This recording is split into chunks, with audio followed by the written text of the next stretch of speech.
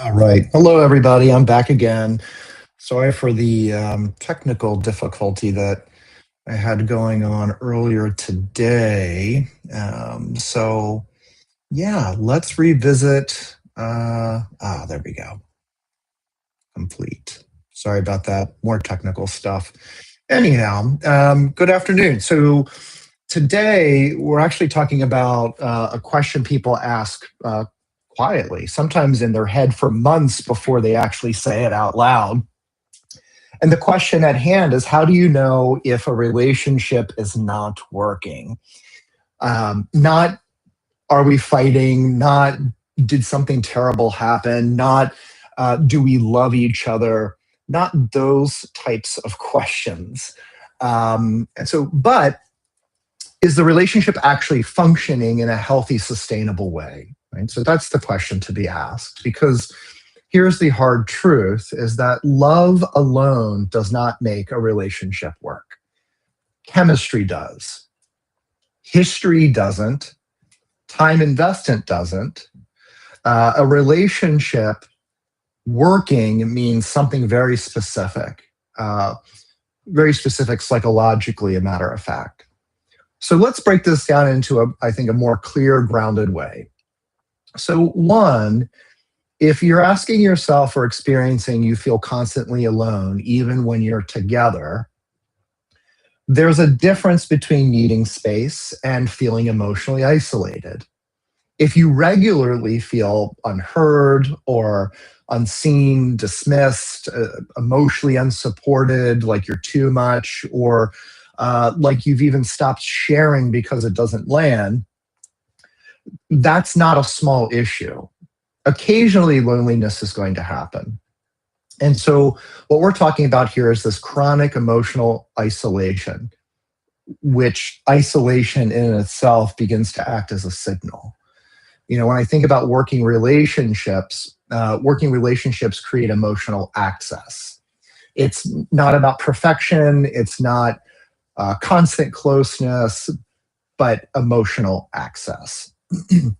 And so you should feel like your inner world has a place to land. And so when I think about conflict, right? So conflict never resolves, it just recycles in a relationship. And I say that because all couples argue. But here's the distinction that I want to make. In healthy relationships, conflict is going to lead to clarity.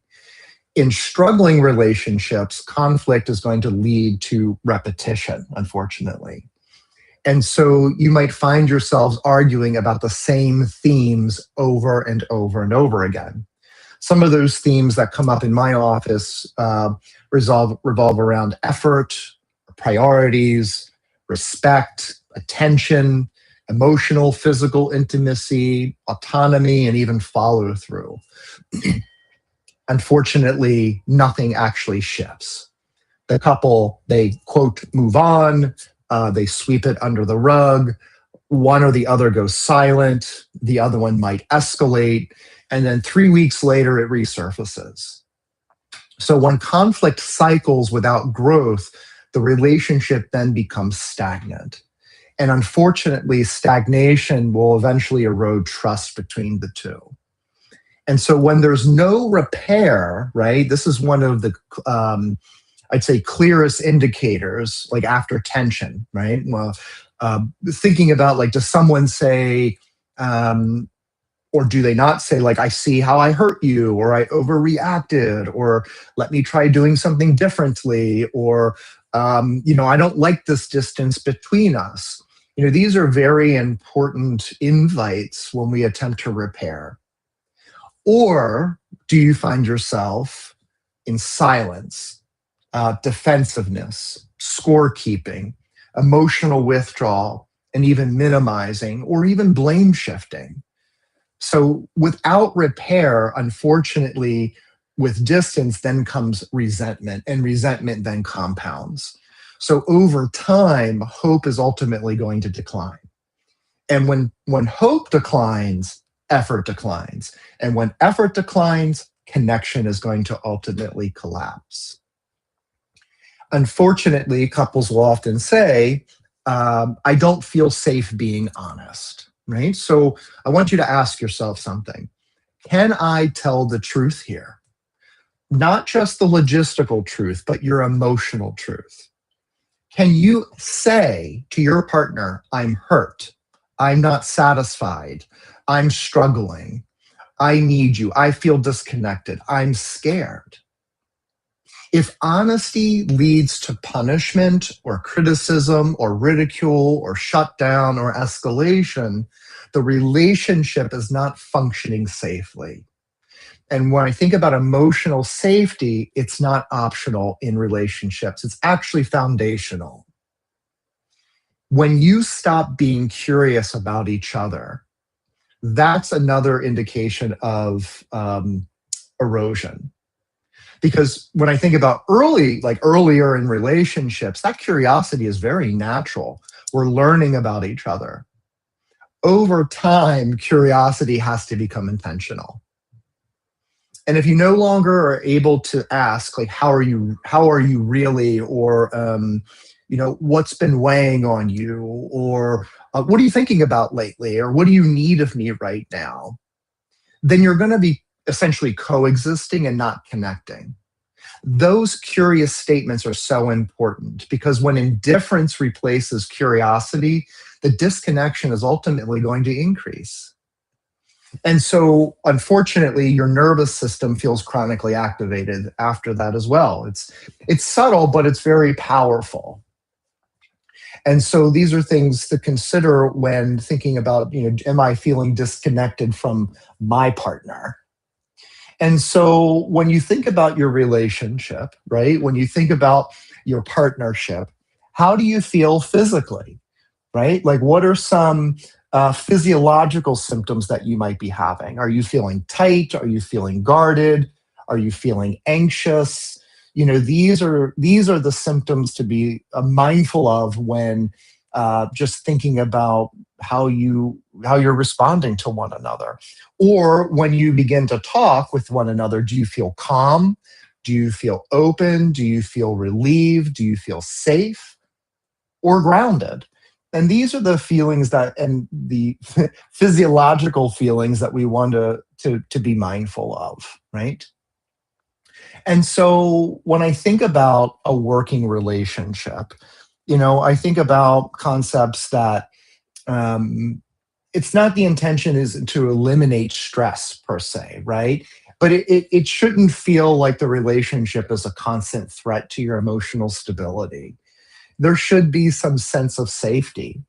And if you're constantly embracing and you're constantly feeling off, then ultimately you're going to shut down, and you're going to be less likely to want to be vulnerable with that partner. And growth is not one-sided. Um, and so it's so important that relationships kind of realize that there's definitely a dynamic system that takes place. And so both partners need to be able to reflect, to apologize, to initiate repair, even seeks counseling or is willing to adjust.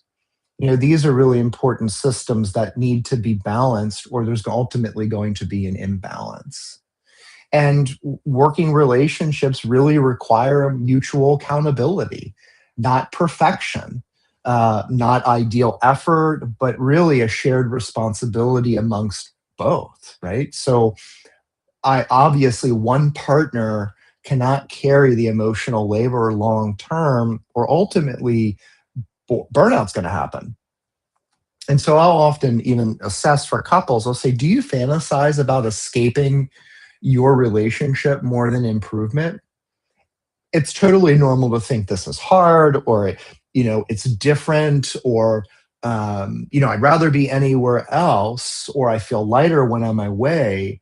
But to feel like you want to escape is actually more revealing, and repair actually doesn't feel like possible. And so that's something to be mindful of. The other thing I talked about in the last video is about core values and them not aligning. And sometimes it's not just dysfunction, it's divergence, because over time, partners may grow in different directions, specifically around family or money or career ambitions or spiritual or lifestyle or even emotional depth. And these differences are ultimately non-negotiable, or and they need to be respected. But unfortunately, if they're not negotiable in the way that we're not willing to talk about them, then alignment is ultimately going to erode. And as I talked about before, without alignment, the relationship is really going to feel much more forced. Um, so going back to the question of like, so how do you know if it's not working? Again, it's not going to be one dramatic moment. It's going to be a repetition of patterns, specifically these repeated unresolved conflicts, especially a sense of emotional aloneness or lack of safety, the absence of repair, which I've emphasized. And there's going to be chronic stress and just kind of this sense of declining hope.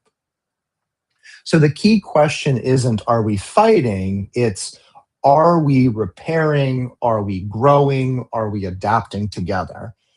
Because a relationship can have conflict and still be working, but the relationship without growth is ultimately going to slowly over time deteriorate. And so here's something important. Struggle does not mean failure. Many relationships go through seasons of disconnection. The difference is, are both people willing to examine themselves? Are both people willing to regulate? Are both people willing to repair? And are both people willing to evolve? If the answer is consistently no from one or both sides, the relationship will not be able to stabilize. So, some wrap up questions for you. One is, when conflict happens, do we move toward resolution or do we move away from it? The second question, do I feel emotionally safer over time, or have I been feeling more guarded? And the third question is, if nothing changed for the next 5 years, would I feel at peace staying? And it's important to be honest with yourself, not dramatic, but truly honest. So if this conversation resonates with you or a partner and you're navigating relationship questions, whether it's dating, married, or in a long-term partnership, this is the kind of psychological clarity I talk about regularly. Specifically on my YouTube channel, I go deeper into the dynamics of emotional regulation, attachment patterns, and long-term relational sustainability. You can find me on LinkedIn, obviously. There, I tend to discuss these same dynamics and how they show up in leadership, executive functioning, and team alignment. And if you find me on Facebook, I also tend to share some practical insights. Obviously, live discussions like this, where we break some complex emotional patterns specific to relationships into understandable frameworks. So if you're serious about understanding relationships at a deeper level, not just tips, but actually the underlying psychology, then please follow, subscribe, just stay connected. As I mentioned, most importantly, again, that relationships don't fail randomly. They actually fail predictably. And when you're able to understand the patterns, you actually gain choice and empowerment. So thanks for tuning in today, and I'll see you next time.